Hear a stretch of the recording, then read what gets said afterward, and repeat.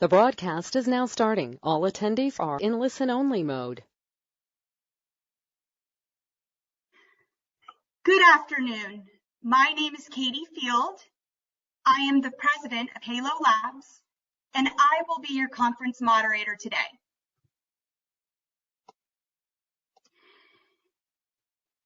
At this time, I would like to welcome everyone to the Halo Labs Corporate Update conference call.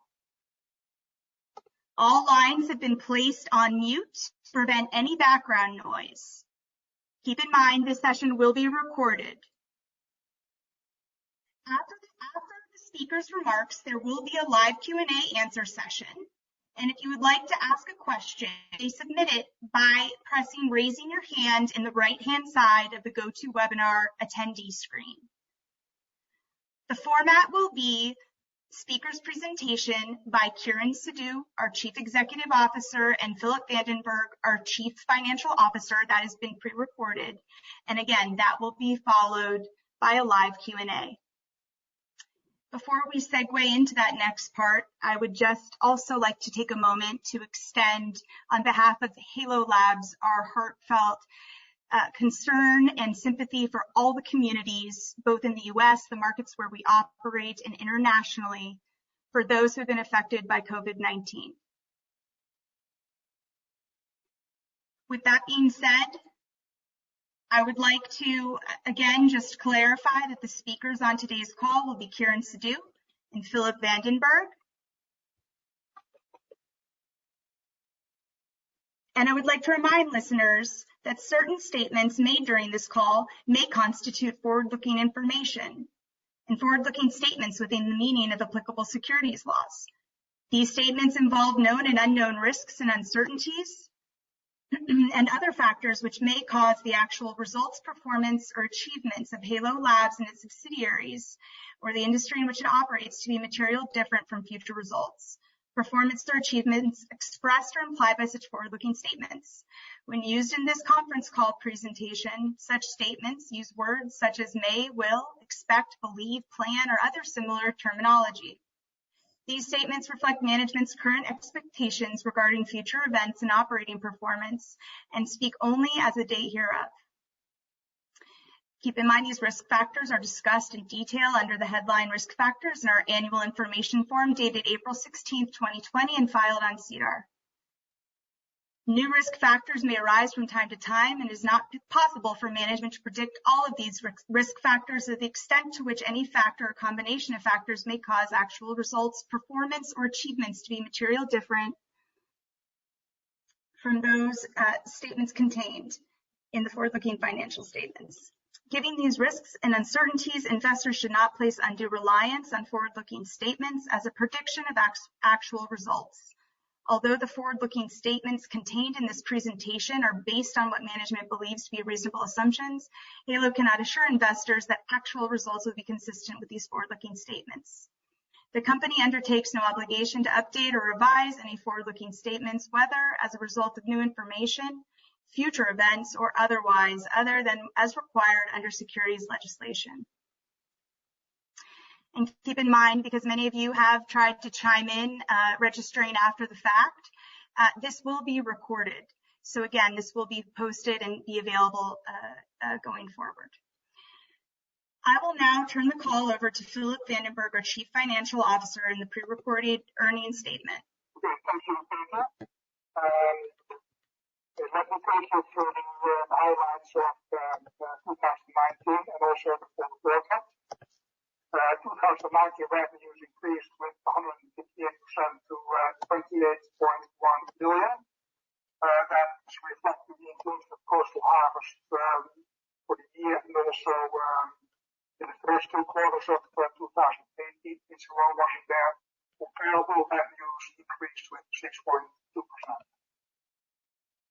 Reported gross profit was 3.1 billion. The gross margin was 11%. The comparable gross profit in 2018 was a loss of $268,000. Adjusted for non-recurring items, impairments and biological assets, gross profits were 5.3 billion.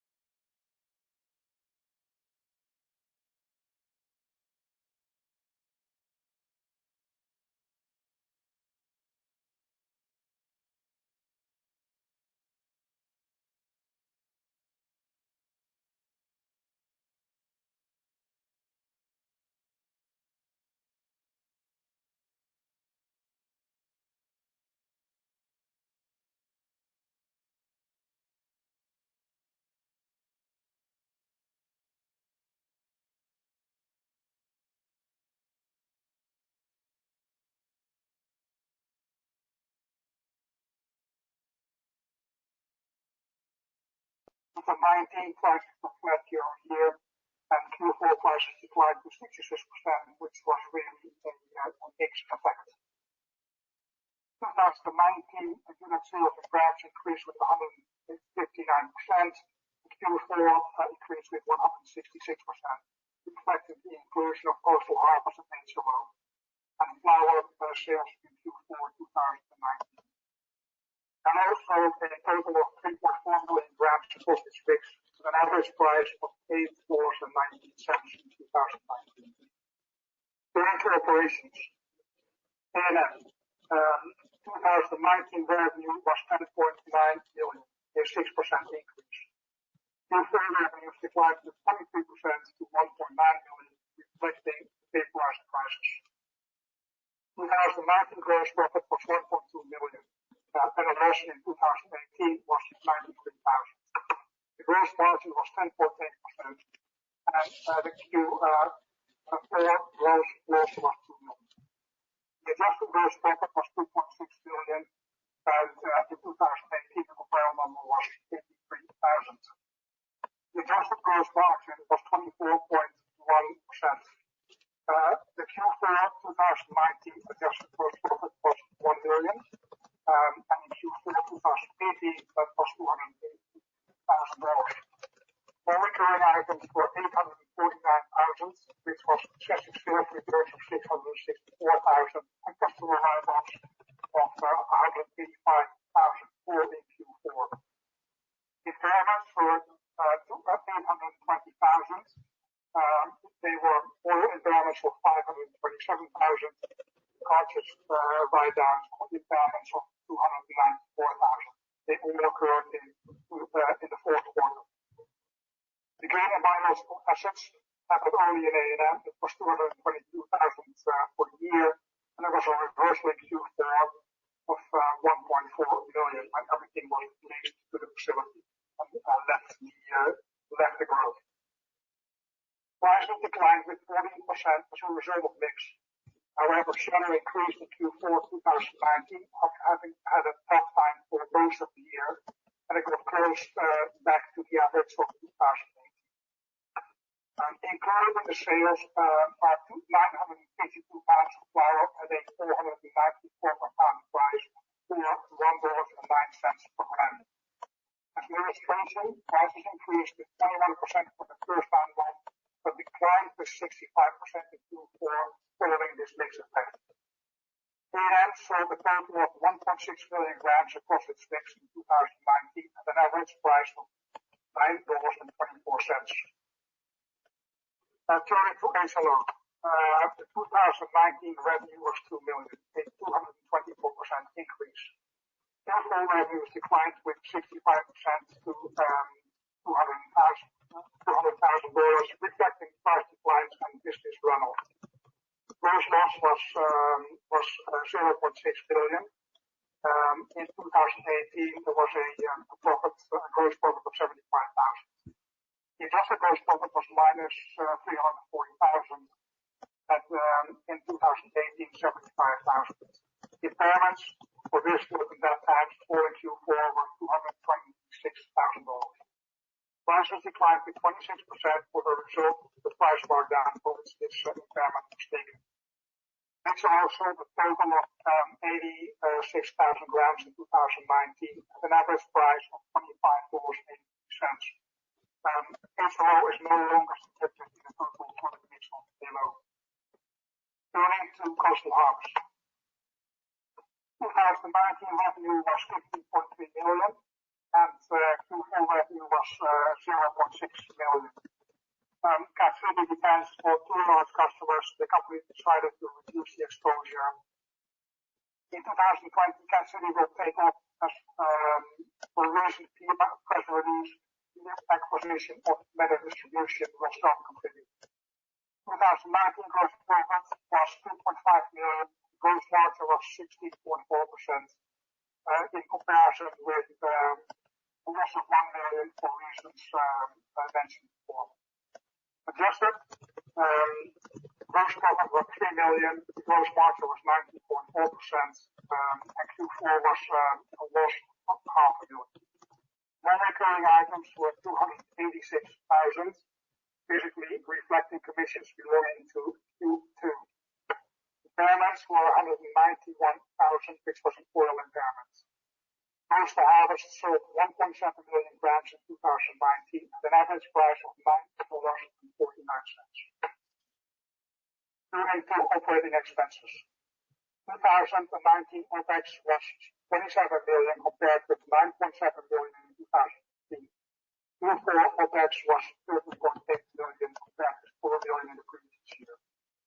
Adjustments were 10.6 million, of which 0.7 million for provision in relation to accounts receivable in Coastal Harvest, which is included in G&A, and 10 million for non-cash payments to consultants.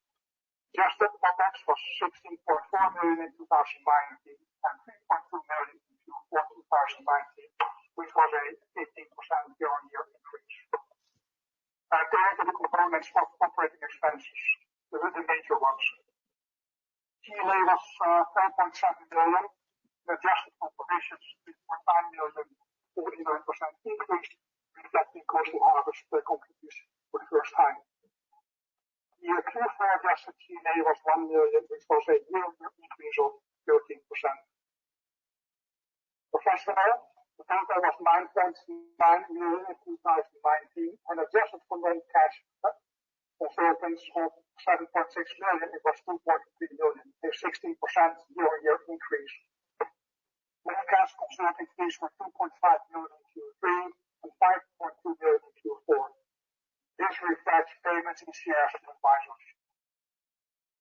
Turning to salaries. Total salaries were 4.7 million in 2019, and adjusted for non-cash payments in the corporate center, it was 3.7 million. The year-on-year increase adjusted for non-cash salaries was 100% as the business expanded. The increase in Q4 was 107%. The increase is explained by an increase in the corporate center. Salaries of all operations increased less than the increase in revenues. Turning to EBITDA. EBITDA was a loss of 23.9 million in 2019. Turning to adjusted EBITDA. The gross profit adjustments explained before were 2.1 million. OPEX adjustments explained before were 7.6 million, and depreciation included in the cost of goods sold is 0.5. Adjusted for these items, the EBITDA loss was 14 million. EBITDA in Q4 2019 was a loss of 13.8 million. The gross profit adjustments in Q4 were 3.5 million. The OPEX adjustments were 5.1 million.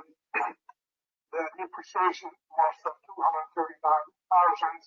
The adjusted EBITDA was 4.9 million loss in Q4. The 2019 A&M cash burn per month is 46,000 per month. For the 9 months, operational cash inflow for A&M is 39,000 per month. The cash burn in Q4 was 320,000 per month. This reflects the decline in sales following the vaporizer crisis in the final quarter of 2019. Replacing those cartridge sales with live resin and flour as a hedge until cartridge sales can resume, that should return A&M to a positive operational cash flow. For 2019, Coastal Harvest cash inflow per month is 90,000 per month. For the 9 months, operational cash inflow for Coastal Harvest is 252,000 per month. Q4 had a cash burn of 395,000 per month. Reopening Coastal Harvest books to Whistler, NDT, and Outing Atlantic, North and the North Hollywood Dispensary should return closer to the positive operational cash flow that we've seen before. Reported operational burn was 1.5 million per month in 2019 and 2.5 million in Q4. The adjusted burn in 2019 was 900,000 per month, and the cash burn per month in Q4 was 812,000 per month. To get the group to break even, this would have to be reduced to a, let's say, a burn from the corporate center of $300,000 per month. Having said that, Profello will make a difference to reduce the break-even level. At the group level, the dispensary track, after that, the Canalip should start to add the dispensary sales at some point in 2020. Now turning to cash flow. The 2019 cash flow from operations was a loss of 14.7 million versus 12.2 million in 2018. In Q4, the cash flow from operations was a loss of 2.5 million versus 7.4 million loss in 2018. 2019 CapEx was 1.9 million versus 2018 3.2 million.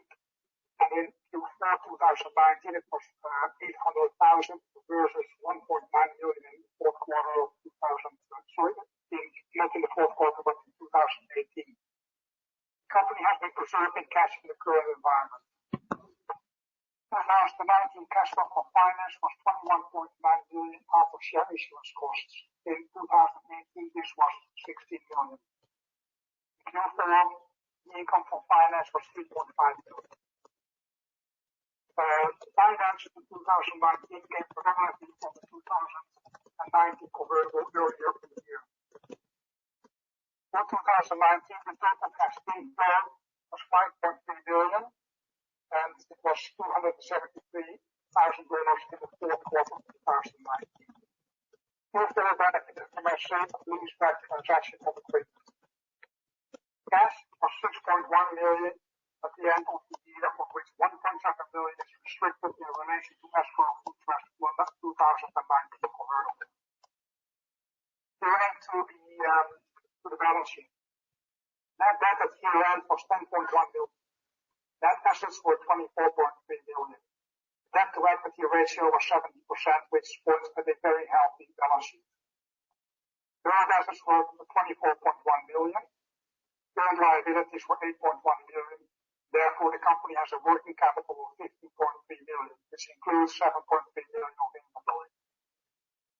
The number of shares, turning to the capital structure, the number of shares at the year-end was 280 million and 300,000, an increase with 122.8 million.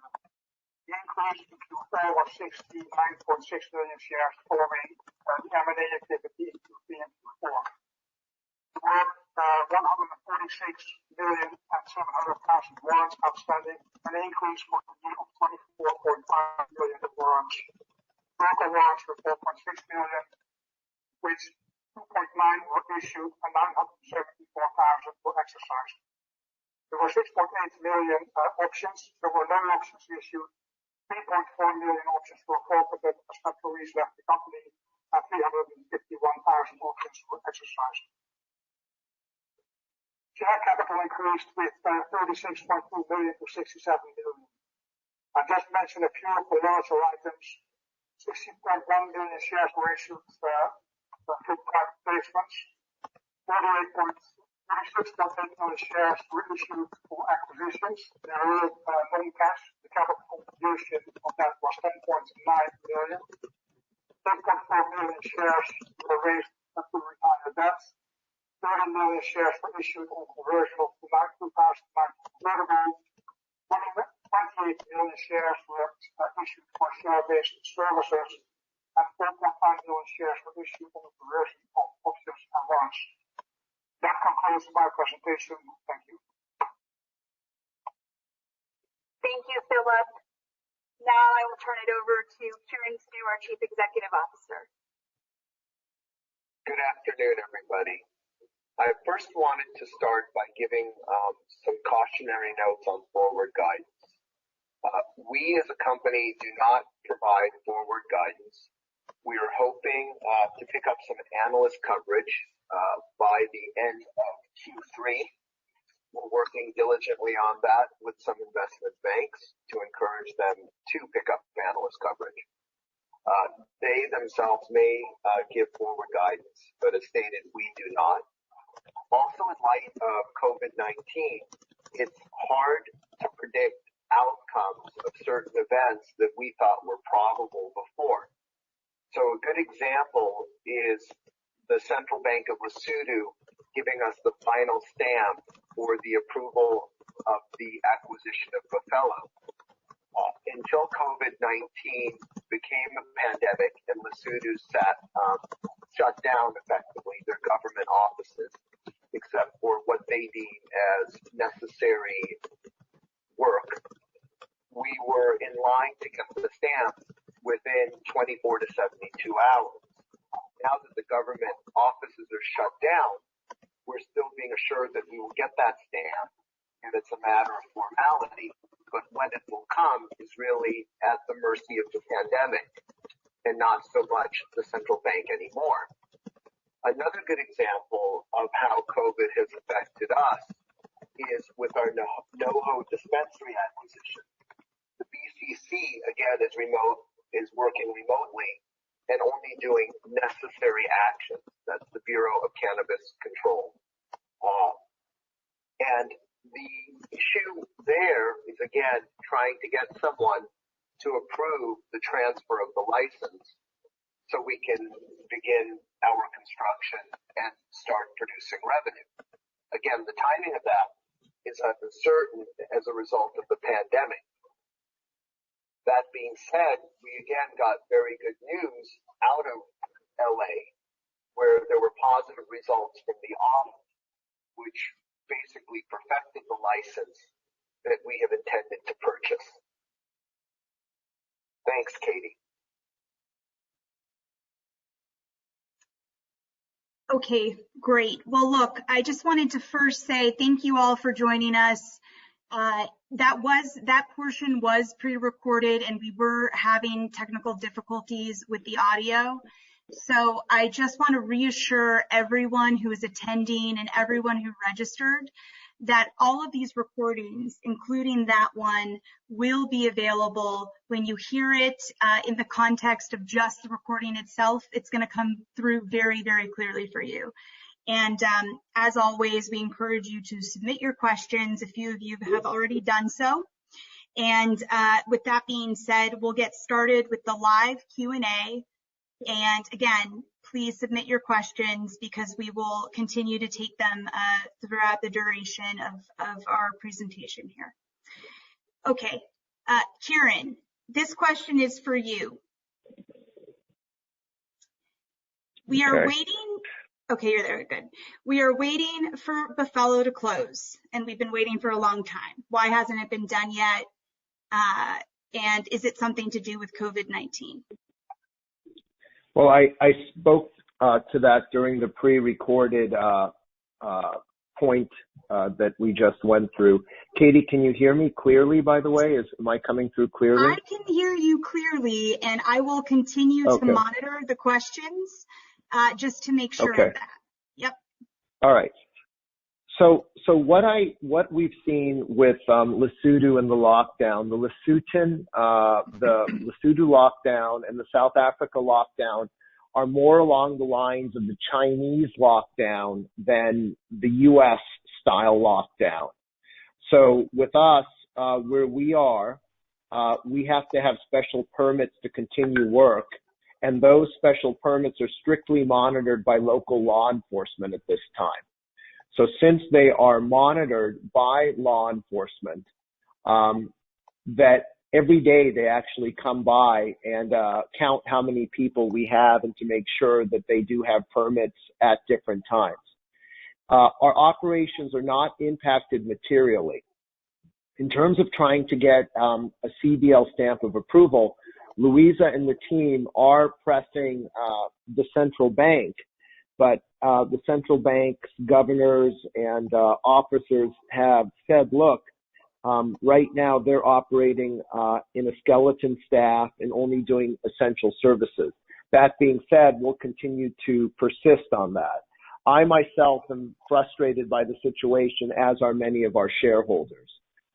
But needless to say, that we're working diligently on that, and everything is in place, and we're just waiting. Thanks, Katie. Okay, this is a quick follow-up question to that, Kiran. A couple of our attendees here are, savvy. They're following the news, and they did see that Canopy had stepped out of Lesotho. So how do we feel that this will create an opportunity for Halo? And, what would we be doing differently than Canopy as a result? Okay, so I can't speak to why Canopy or anyone elected to leave Lesotho, but I posted on Twitter a few times when I was in Lesotho, and I went by their site. And what was interesting about their site was that it was rarely in operation. It was actually never in operation when I went by. And it seemed like they never really got started. From our perspective in Lesotho, is our view in Lesotho, and maybe it wasn't Canopy's view, that Lesotho is really our bread basket, or what we're focusing on outside of Canada and the United States. So we really believe from Lesotho in terms of biomass or material, initially GACP material, we would be able to supply high quality material at effective prices, and nothing that we have seen to date has made that condition adverse at this point. In terms of Canopy leaving, the day I heard the news, I spoke to some of our shareholders in Buffalo, our fellow shareholders in Buffalo, who had spoken, who that day actually spoke to Canopy's local partners who are taking over the operation, and they are interested in working with us, particularly on combining our efforts around exports. What's interesting is what we learned is that the local partners there have shifted or pivoted a lot of their output to CBD, which in certain markets does not require GACP certification. It's a looser market. So they've been more focused on CBD. We've been more focused on THC. So we're going to talk over the next couple of months. I would say nothing in Africa happens in days or sometimes weeks, on how we can work together. They also have beautiful facilities, even though they haven't been utilized. So hopefully maybe we can, utilize some of that in the future together with them. Okay, great. Katie? Yep. No, that was great. Thank you. Okay, so the next question was just generally about the fourth quarter in 2019, and that it was not as good as the other quarters. So in 2019, so what is our outlook then, our expectations for Q1 this year and beyond in 2020? Okay, so we do not give guidance, but that doesn't stop me from pointing out some of our news that we've released and some of what we have said to our shareholders at large. So we have clearly stated to all shareholders that in Q1 2020, we had discontinued our wholesale distillate operation at Coastal Harvest in Cathedral City. And the reason that we closed it was due to price depression as a result of E-Valley or the vape crisis. Keep in mind that wholesale distillate in Q1 of 2019 was a major driver of revenue, which we do not have in Q1 of 2020. Also in Q1 2020, I don't anticipate that there'll be any large extraordinary items. It was a fairly clean quarter. In terms of what we're doing in Cathedral City, is we've restarted our operations in Cathedral City using the superfiltration technology that we initially alpha tested in our labs in Medford, and we're running pilots right now in Cathedral City. I am physically on my way down, I'm right now in Mendocino, to Cathedral City to see those pilots in action. So far, the results have been promising, and we'll continue to provide updates as feasible or as possible. So revenues should start accelerating again in Q2, but in Q1, obviously we did not have the wholesale distillate operation to generate revenue. Okay, great. All right, so this next question is regarding the super filter technology that you just mentioned in Cathedral City. So isn't this already a somewhat existing technology? And if so, what direction are we going in? Are we going to just buy dirty oil and refine it? Will we be doing it for others, for ourselves? And what is the total market potential for it? So it is not an existing technology. Most pesticide remediation is currently done using mass spectrometry, or actually a different type of technology where the machines can cost anywhere as low as $1 million, and I've seen machines upward of $5 million using mass spectrometry. Our technology is a different technology, which is part of the blasting process, actually, that we've added on to. Right now, we have over 1 million grams of worthless product ourselves to go through. That is product that we have written off. We have received a few inbound queries from larger California players about either giving us oil on a toll processing basis or selling us oil that we could clean up and sell. There seems to be a large demand for pesticide remediation. Ours is cost effective. Effectively, our cost is 75 cents a gram right now. We haven't optimized it. We're in pilot phase. And we are pricing that when people ask at $1.50 a gram. So we're trying to make what's known as a keystone margin, or a 50% gross margin. There seems to be potential for remediation at that cost. But one thing I want to emphasize is recapturing the written off product directly takes revenue down to gross profit. Effectively, as we recapture that product, we have negligible incremental costs other than our cost of remediation at 75 cents per gram, plus whatever we lose in the remediation process. So what you do is you see a substantial gross margin increase in California as we start to utilize that oil and sell it through in our own finished goods. The other thing I want to emphasize about this is that we're taking waste product or byproduct and filtering them using primarily organic material, which also reduces our environmental footprint overall. It's sort of a form of recycling, is another way to look at it.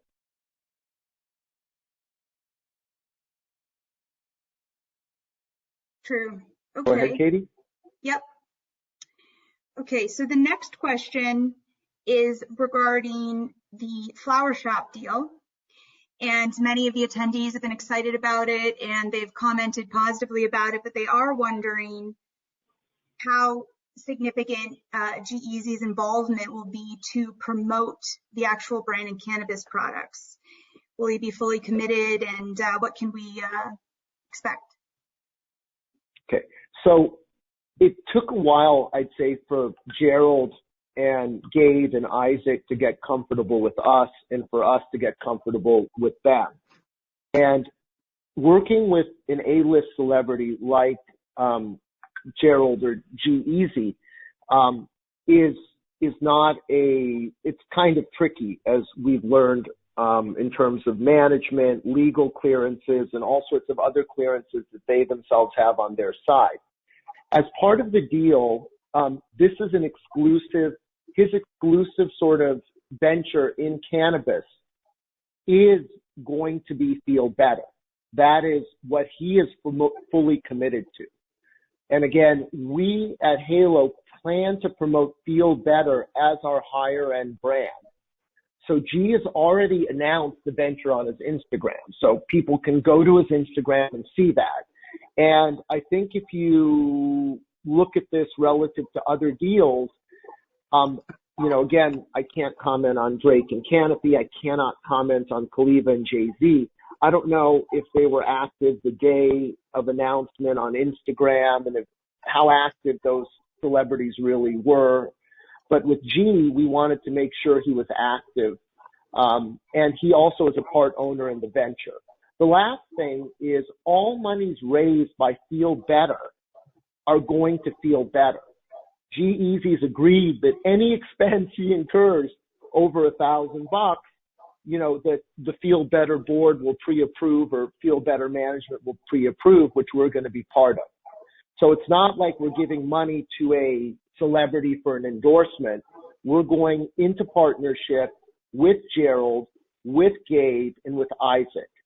And part of what's important, really important, to Gerald, Isaac, Gabe, and myself is the ability to create jobs. And so part of what we're doing here is as we build Feel Better, we're going to build a direct sales force for Feel Better. We're going to build, specific techniques and manufacturing for Feel Better. And so again, here in Mendocino, we'll be hiring people for the Feel Better venture in and of itself.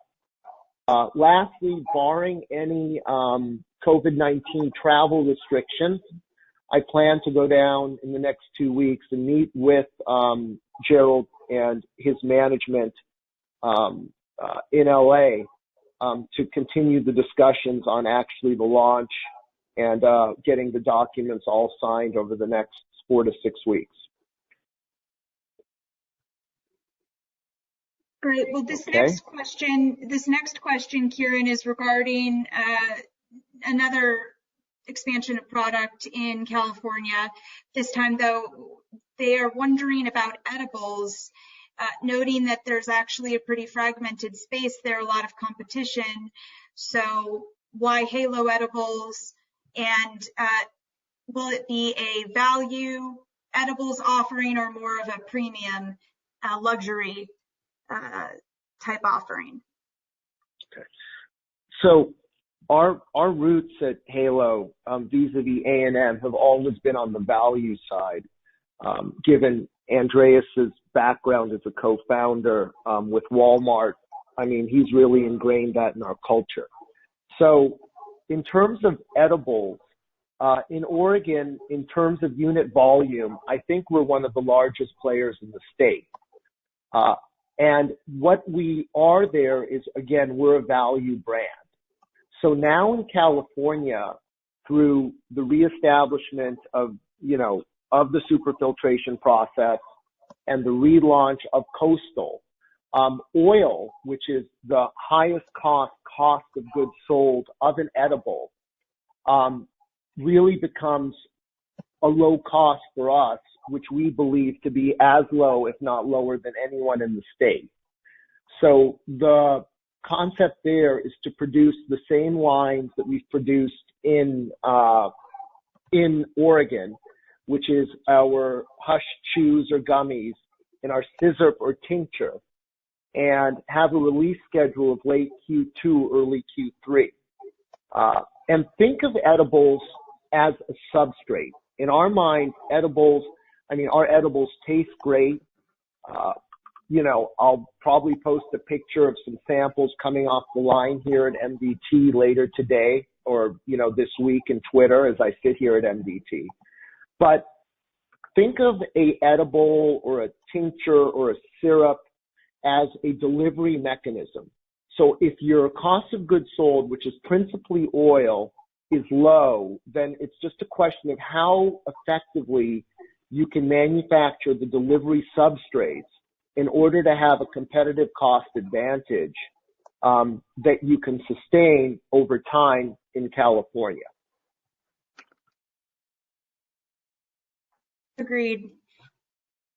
All right. So then another question that we've been getting is regarding some of the newer sort of product and development type acquisitions, including Nizalbenoid. And how fast could this product, which is in development, be on the market, either in Canada or the US? So the goal is by Q3 again, depending on supply chain of actually getting the nasal delivery device, which is quite generic. It's not in the device here, but it's in the formulations. The goal is by Q3 to launch in California and Oregon. And just by way of background, COVID-19, there's a lot of talk about ACE receptors. Again, I'm not a doctor, but it seems that the lungs are compromised by COVID-19 and that smoking or carbonization or vaping or vaporization has a certain effect to amplify the virus through something called the ACE receptors. And please, no one quote me on this. So a lot of people now are interested in edibles, but the issue with edibles has to do with the type of high you receive and the latency. So even with the greatest nanotechnology, it's going to take up to 10 minutes for an edible to onset. However, nasal delivery is also an instant effect like smoking or carbonization through the nasal passages without carbonization or without vaporization. I put on Twitter just a really simple example, or just not even an example of exactly how the nasal benoid product is used with the CBD eucalyptus formulation, if anyone wants to see it. So a lot of people said, a lot of people were critical and said, God, you paid so much and you moved so quickly on that deal.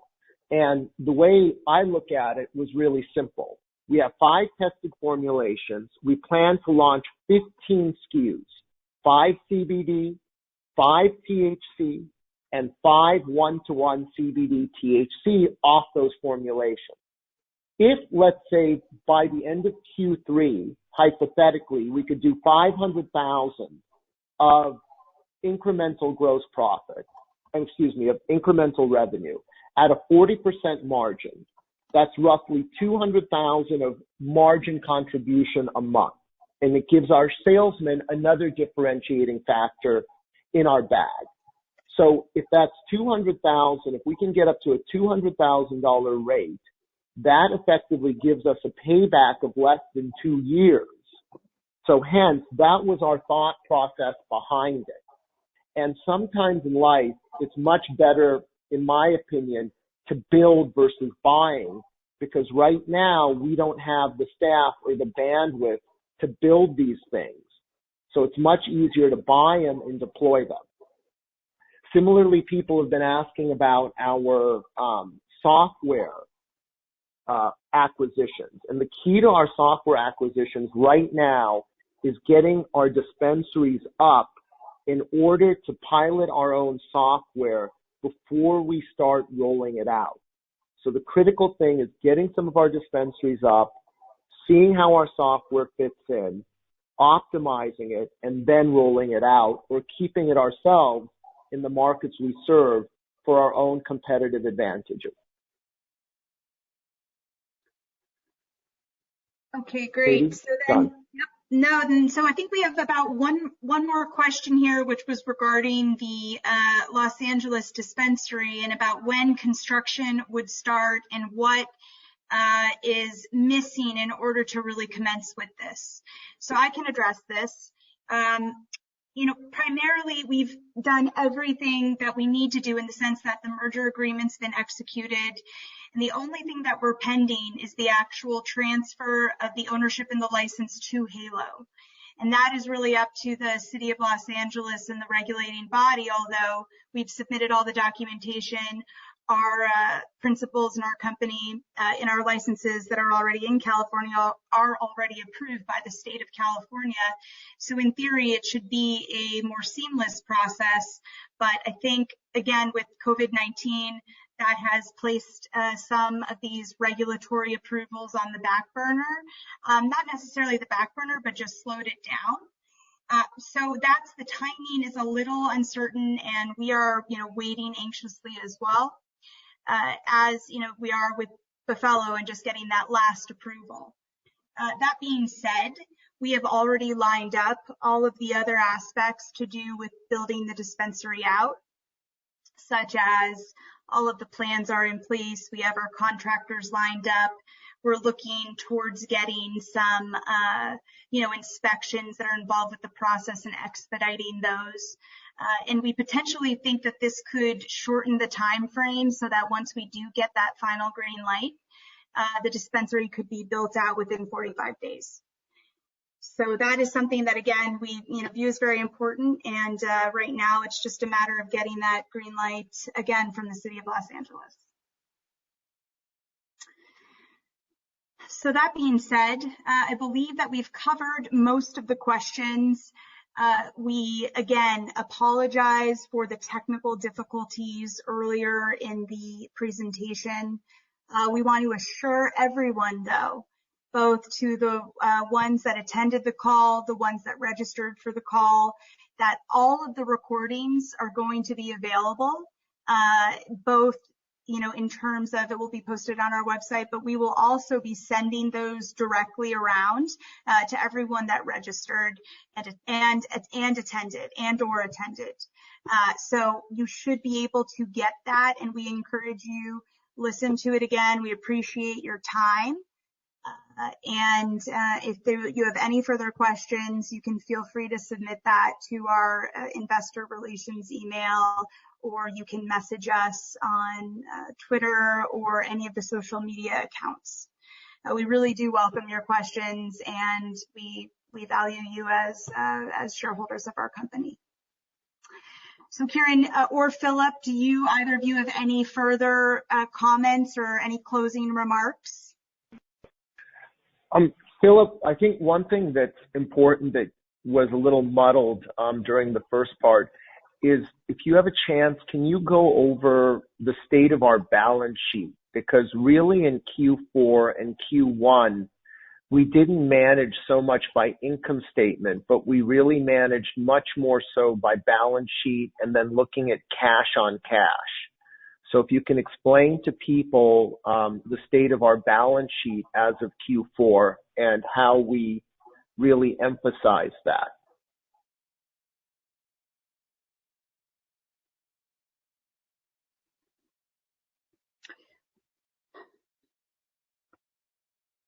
Can you hear me? Yes, Philip, we can hear you. Sure. Okay. Well, the balance sheet, at the end of the year, we had a net debt of 10 million and net assets were 24 million. So our net debt to equity was only 17%. So basically, we have a very healthy balance sheet. Also, we have more than 50 million of working capital, of which half is inventory that we can use. We have a very, very healthy working capital situation. And in terms of the capital structure in the balance sheets, give you an idea, we had 280 million shares at the year end, and we issued 123 million shares during the year, of which 70 million were issued in Q4, and that was all related to M&A activity. So to give you an idea, we issued 47 million shares in relation to acquisitions, of which the fair value of the capital contribution was 11 million. And that were basically all non-cash. So we didn't spend any money, any cash on acquisitions. It was all done with issuing shares. The same with our consultants who have been working with us on the advisory side for M&A. We had about, in our corporate center, we had about 7.5 million of, call it non-cash payments to consultants. That was all M&A related. So you really should make an adjustment in the corporate center for about 7.5 million of that. What that did is we issued 28 million shares in relation to that. That was basically a saving of, in fair value terms, of 9 million. In Q4, that was like 13 million shares for a value of fair value of 3 million. All that is all cash that has been preserved, has not been spent. It's all been done in issuing shares. That's why we have a pretty healthy balance sheet. We didn't really burn as much cash when you adjust it all for non-cash items. So we're in a pretty good position. And basically the key of how we have done things was all based on preserve as much cash as we can going into 2020.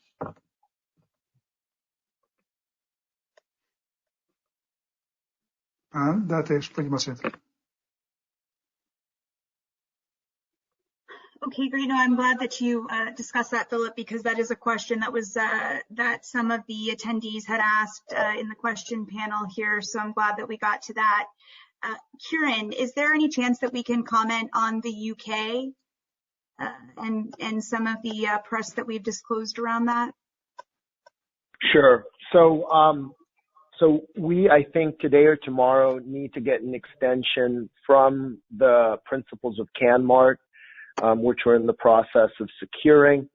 The UK is a longer-term investment, so I'm not really expecting any substantial and material cash drain, cash investment, or cash coming in from the UK in 2020.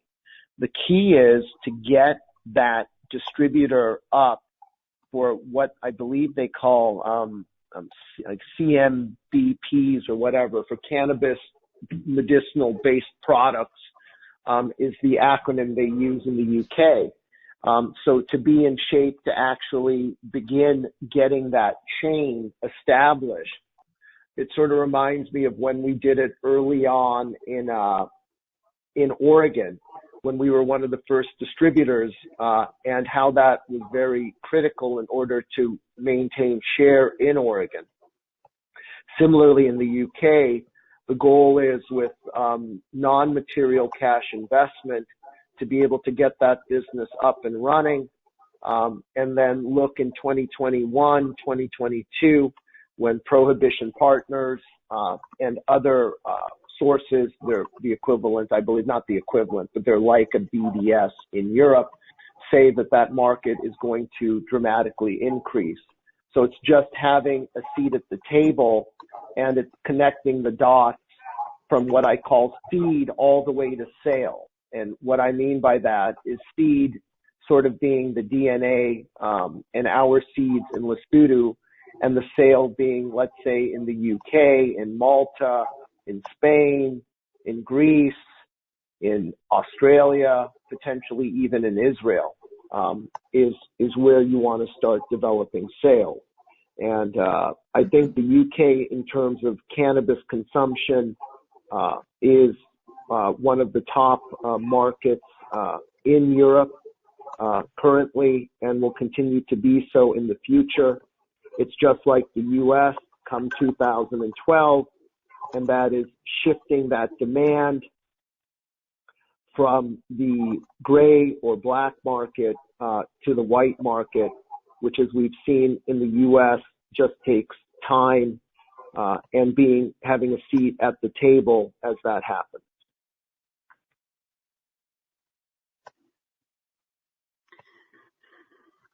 Okay, well, I think that about covers it.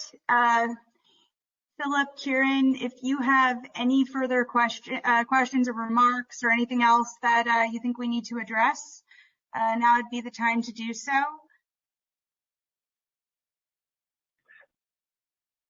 No, I just want to thank everyone for attending the call. I want to apologize to everyone for the technical difficulties in the beginning.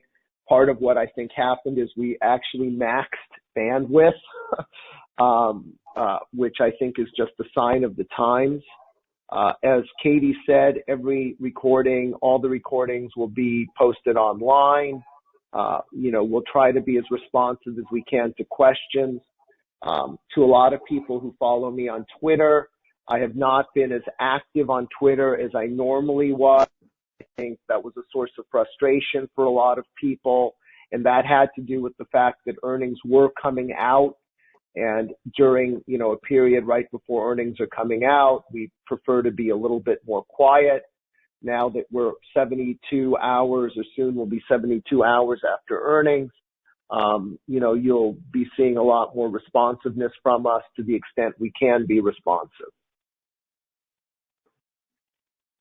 Okay, exactly. So again, thank you all. I encourage you to reach out to us directly, but please be assured that we will compile the recordings, both what we had done over the weekend in addition to today, and we'll make those available to you and ensure that they're in an easy to listen to and understand format.